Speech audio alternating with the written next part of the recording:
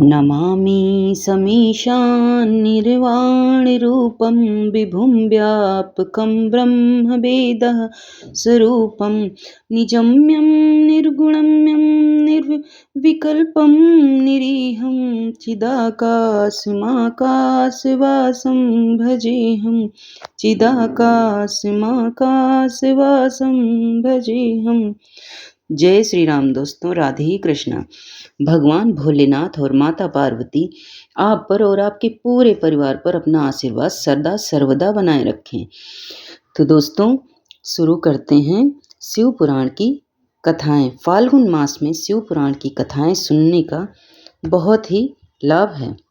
शिव पुराण की कथा से संतानहीन लोगों को संतान की प्राप्ति होती है। इसके साथ ही गंभीर रोगों से लगातार जूझ रहे लोगों को मुक्ति मिलती है। शिव पुराण में इस बात का भी वर्णन मिलता है कि शिव पुराण के श्रवण करने से साधकों को शिवलोक में बड़ी ही आसानी से स्थान मिलता है। तो चलिए दोस्तों, इस पावन पवित्र कथा का श्रवण करते हैं। नारद जी ने पूछा कि हे ब्रह्मा जी, आपके श्रीमुख से मंगलकारी व अमृतमयी शिव कथा सुनकर मुझ में अनेक विषय में और अधिक जानने की लालसा उत्पन्न हो गई है। अतः भगवान शिव के बारे में मुझे बताइए। विश्व की सृष्टि करने वाले हे ब्रह्मा जी, मैं सती के विषय में जानना चाहता हूँ। सदाशिव योगी होते हुए एक स्त्री के साथ विवाह करके गृहस्थ कैसे हो गए? उन्हें विवाह करने का विचार कैसे आया? जो पहले दक्ष की कन्या थी, फिर हिमालय की कन्या हुई, वे सती किस प्रकार शंकर जी को प्राप्त हुई? पार्वती जी ने किस प्रकार घोर तपस्या की और कैसे उनका विवाह हुआ? कामदेव को भस्म कर देने वाले भगवान शिव के आधे शरीर में वे किस प्रकार स्थान पा सकी हैं? उनका अर्धनारीश्वर रूप क्या है? हे प्रभु, आप ही मेरे इन प्रश्नों के उत्तर दे सकते हैं। आप ही मेरी संशयों का निवारण कर सकते हैं। ब्रह्मा जी ने कहा, हे नारद, देवी सती और भगवान शिव का शुभ यश परम पावन, दिव्य और गोपनीय है। उसके रहस्य को वे ही समझते हैं। सर्वप्रथम तुम्हारी प्रार्थना पर मैं सती के चरित्र को बताता हूँ। पहले मेरे एक कन्या पैदा हुई, जिसे देखकर मैं काम पीड़ित हो गया। तब रुद्र ने धर्म का स्मरण कराते हुए मुझे बहुत धिक्कारा। फिर वे अपने निवास कैलाश पर्वत को चले गए। उन्हें मैंने समझाने की कोशिश की, परंतु मेरे सभी प्रयत्न निष्फल हो गए। तब मैंने शिव जी की आराधना की। शिव जी ने मुझे बहुत समझाया, परंतु मैंने हट नहीं छोड़ा और फिर रुद्रदेव को मोहित करने के लिए शक्ति का उपयोग करने लगा। मेरे पुत्र दक्ष के यहाँ सती का जन्म हुआ। वह दक्ष सुता उमा नाम से उत्पन्न होकर कठिन तप करके रुद्र की स्त्री हुई। रुद्र ने गृहस्थाश्रम में सुखपूर्वक समय व्यतीत किया। उधर शिव जी की माया से दक्ष को घमंड हो गया और वह महादेव जी की निंदा करने लगा। दक्ष ने एक विशाल यज्ञ का आयोजन किया। उस यज्ञ में दक्ष ने मुझे, विष्णु जी को, सभी देवताओं को और ऋषि मुनियों को निमंत्रण दिया, परंतु महादेव जी, शिव जी एवं अपनी पुत्री सती को उस विशाल यज्ञ का निमंत्रण नहीं दिया। सती को जब इस बात की जानकारी मिली तो उन्होंने शिव चरणों में वंदना कर उनसे दक्ष यज्ञ में जाने की इच्छा प्रकट की। भगवान शिव जी ने सती को बहुत समझाया कि बिना बुलाए ऐसे आयोजनों में जाना अपमान और अनिष्ट कारक होता है, लेकिन सती ने जाने का हठ किया। शिव जी ने भावी को देखते हुए आज्ञा दे दी। शिव सर्वज्ञ हैं। सती पिता के घर चली गई। वहां यज्ञ से महादेव जी के लिए भाग ना देख और अपने पिता के मुख से अपने पति की घोर निंदा सुन कर उन्हें बहुत क्रोध आया। वे महादेव की निंदा सहन न कर सकी और उन्होंने उसी यज्ञ में कुंड में कूदकर अपने शरीर का त्याग कर दिया। जब इसका समाचार शिव तक पहुंचा तो वे बहुत कुपित हुए। उन्होंने अपनी जटा का एक बाल उखाड़कर वीरभद्र नामक अपने गण को उत्पन्न किया। भगवान शिव ने वीरभद्र को आज्ञा दी कि वह दक्ष के यज्ञ का विध्वंस कर दे। वीरभद्र ने शिव का आज्ञा का पालन करते हुए यज्ञ को विध्वंस कर दिया और दक्ष का सिर काट दिया। इस उपद्रव को देखकर सभी लोग भगवान शिव की प्रार्थना करने लगे। तब भगवान शिव ने दक्ष को पुनः जीवित कर दिया और उनके यज्ञ को पूर्ण कराया। भगवान शिव सती के मृत शरीर को लेकर वहां से चले गए। उस समय सती के शरीर से उत्पन्न ज्वाला पर्वत पर गिरी थी। वही पर्वत आज भी ज्वालामुखी के नाम से पूजित है। आज भी उसके दर्शन से मनोकामनाएं पूर्ण होती हैं। वही सती दूसरे जन्म में हिमाचल के घर में पुत्री रूप में प्रकट हुई, जिनका नाम पार्वती था। उन्होंने कठोर तप द्वारा पुनः महादेव शिव को अपने पति के रूप में प्राप्त कर लिया। सूत जी बोले कि हे ऋषियों, ब्रह्मा जी के ये वचन सुनकर नारद जी पुनः पूछने लगे कि हे ब्रह्मा जी, मैं सती और शंकर जी के परम पवित्र व दिव्य चरित्र को सुनना चाहता हूँ कि सती की उत्पत्ति कैसे हुई और महादेव जी का मन विवाह करने के लिए कैसे तैयार हुआ। दक्ष से नाराज होकर देवी सती ने अपनी देह को कैसे त्याग दिया और फिर कैसे हिमाचल की पुत्री पार्वती के रूप में जन्म लिया। उनके तप, विवाह, काम, नाश आदि की सभी कथाएं मुझे सुविस्तार सुनाने की कृपा करें। ब्रह्मा जी बोले, हे नारद, पहले भगवान शिव निर्गुण, निर्विकल्पम, निर्विकारी और दिव्य थे, परंतु देवी उमा से विवाह करने के बाद वे सगुण और शक्तिमान हो गए। उनके बाएं अंग में ब्रह्मा जी उत्पन्न हुए और दाएं अंग से विष्णु उत्पन्न हुए। तभी से भगवान सदाशिव के 3 रूप ब्रह्मा, विष्णु और रुद्र सृष्टिकर्ता, पालनकर्ता और संहारकर्ता के रूप में विख्यात हुए।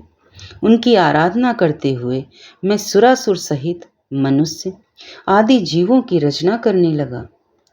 मैंने सभी जातियों का निर्माण किया।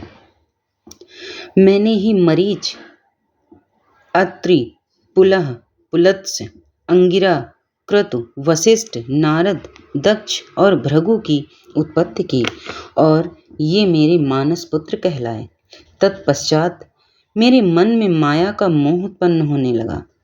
तब मेरे हृदय से अत्यंत मनोहारी और सुंदर रूप वाली नारी प्रकट हुई। उसका नाम संध्या था। वह दिन में क्षीण होती, परंतु रात में उसका रूप सौंद और निखर जाता। वह स्वयं संध्या ही थी। संध्या निरंतर मंत्र का जाप करती थी। उसके सौंदर्य से ऋषि मुनियों का मन भी भ्रमित हो जाता था। इसी प्रकार मेरे मन में एक मनोहर रूप वाला पुरुष भी प्रकट हुआ। वह अत्यंत सुंदर और अद्भुत रूप वाला था। उसके शरीर का मध्य भाग पतला था।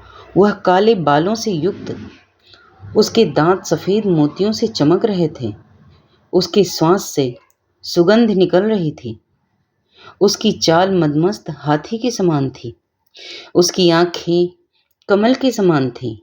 उसके अंगों में लगे केसर की सुगंध नासिका को तृप्त कर रही थी। तभी उस रूपवान पुरुष ने विनयपूर्वक अपने सिर को मुझ ब्रह्मा के सामने झुकाकर मुझे प्रणाम किया और मेरी बहुत स्तुति की। वह पुरुष बोला, ब्राह्मण, आप अत्यंत शक्तिशाली हैं। आपने ही मेरी उत्पत्ति की है। प्रभु, मुझ पर कृपा करें और मेरे योग्य काम मुझे बताएं, ताकि मैं आपकी आज्ञा से उस कार्य को पूरा कर सकूं। ब्रह्मा जी ने कहा, हे भद्र पुरुष, तुम सनातनी सृष्टि उत्पन्न करो। तुम अपने इसी रूप से फूल के 5 वाणों से स्त्रियों और पुरुषों को मोहित करो। इस चराचर जगत में कोई भी जीव तुम्हारा तिरस्कार नहीं कर पाएगा। तुम छिपकर प्राणियों के हृदय में प्रवेश करके सुख का हेतु बनकर सृष्टि का सनातन कार्य आगे बढ़ाओ। तुम्हारे पुष्पमय वाण समस्त प्राणियों को भेद कर उन्हें मदमस्त करेंगे। आज से तुम पुष्पवाण नाम से जाने जाओगे। इसी प्रकार तुम सृष्टि के प्रवर्तक के रूप में जाने जाओगे। ब्रह्मा जी ने कहा, हे नारद, सभी ऋषि मुनि उस पुरुष के लिए उचित नाम खोजने लगे। तब सोच विचार कर वे बोले कि तुमने उत्पन्न होते ही ब्रह्मा का मन मंथन कर दिया है, अतः तुम्हारा पहला नाम मनमथ होगा।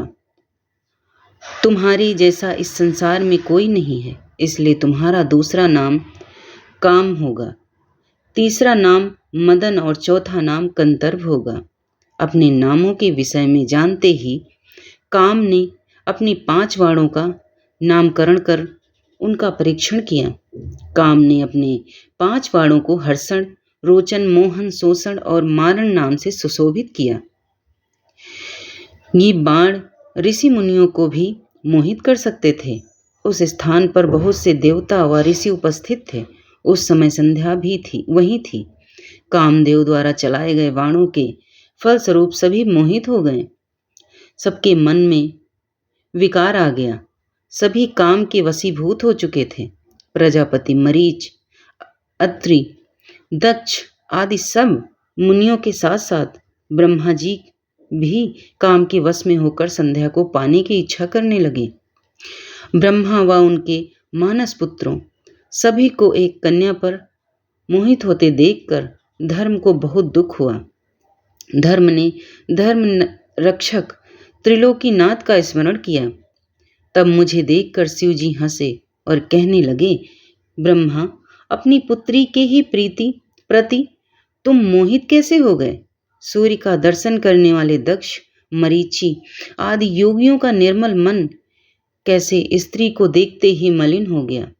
जिन देवताओं का मन स्त्री के प्रति असक्त हो, उनके साथ शास्त्र संगति किस प्रकार की जा सकती है?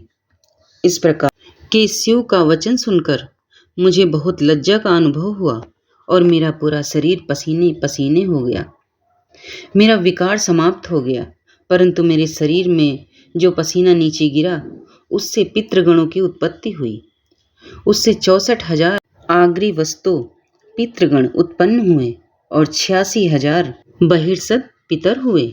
एक सर्वगुण संपन्न अति सुंदर कन्या भी उत्पन्न हुई, जिसका नाम रति था, जिसका रूप सौंदर्य देखकर ऋतु आदि स्खलित हो गए एवं उससे अनेक पितरों की उत्पत्ति हुई। इस प्रकार संध्या से बहुत से पितरों की उत्पत्ति हुई। शिव जी के वहां से अंतर्ध्यान होने पर मैं काम पर क्रोधित हुआ। मेरे क्रुद्ध होने पर काम ने वह बाण वापस खींच लिया। बाण ने निकलते ही मैं क्रोध की अग्नि से जलने लगा। मैंने काम को शिव बाण में से भस्म होने का शाप दे डाला। यह सुनकर काम और रति दोनों मेरे चरणों में गिर पड़े और मेरी स्तुति करने लगे तथा क्षमा याचना करने लगे। तब काम ने कहा, हे प्रभु, आपने ही तो मुझे वर देते हुए कहा था कि ब्रह्मा, विष्णु, रुद्र समेत सभी देवता, ऋषि मुनि और मनुष्य तुम्हारे वश में होंगे। मैं तो सिर्फ अपनी उस शक्ति का परीक्षण कर रहा था, इसलिए मैं निरपराध हूँ। मुझ पर कृपा करें। इस शाप के प्रभाव को समाप्त करने का उपाय बताइए। इस प्रकार काम के वचनों को सुनकर ब्रह्मा जी का क्रोध शांत हुआ। तब उन्होंने कहा कि मेरा शाप झूठा नहीं हो सकता, इसलिए तुम महादेव के तीसरे नेत्र रूपी अग्निबाण से भस्म हो जाओगे। परंतु कुछ समय पश्चात जब शिव जी विवाह करेंगे, अर्थात उनके जीवन में देवी पार्वती आएगी, तब तुम्हारा शरीर तुम्हें पुनः प्राप्त हो जाएगा। तो दोस्तों, यह थी फाल्गुन मास शिव पुराण की कथा। अगर आपको अच्छी लगी है तो चैनल को लाइक, शेयर, सब्सक्राइब कर लीजिएगा। धन्यवाद।